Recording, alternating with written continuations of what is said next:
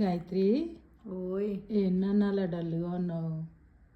చూడు, నీకెంతో ఇష్టమైన డ్రింక్ తీసుకొచ్చా. Thank you. ఇదేంటో తెలుసా? ఏంటంటావు? Pulpy orange. అవునా? నీకు ఇష్టం కదా, తాగు.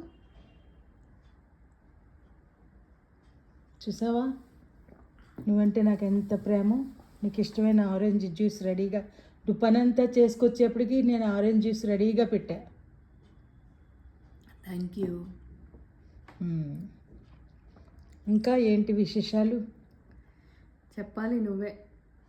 అందరూ బోల్డని విశేషాలు చెప్పుకుంటారు, నువ్వేం చెప్పవేంటి గాయత్రి నాకు? రికార్డ్ స్టార్ట్ అయ్యాక విషయాలు రావు బయటికి. అంతకుముందు బోల్డ్ చెప్తావు. రోజు నాకు విషయాలు చెప్పాల్సిందే. విషయాలు చెప్తాను, సీక్రెట్గా వీడియో తీసుకో. సరే అయితే చెప్పు.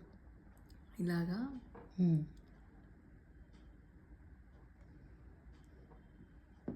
ఒక్కొక్క సిప్పు తాగాలి. ఇదా విషయం? చాలా పెద్ద విషయం. చాలా మంది ఇచ్చారు కదా. సరేలే కానీ తాగేసి శుభ్రంగా మంచిగా రెడీ అయ్యి వస్తే నీకు నేను మంచి కథ చెప్తా ఈవేళ. నీకు ఇష్టం కదా కథలు వినడం? ఎస్. ఏం కథ కావాలి? నేను చిన్నప్పుడు నేను చాలా కథలు రాశాను గాయత్రి. అందులో ఒక కథ అంతా ఒకే వీడియోలో చెప్పడం కుదరదు. చాలా ఇంట్రెస్టింగ్గా ఉంటుంది. ఎప్పుడో నేను 16-17 ఏళ్ళప్పుడు రాశా ఆ కథని. ఓకే, అది నీకు చెప్పాలని ఉంది గాయత్రి. చెప్పొద్దా? ప్లీజ్ వింటావా?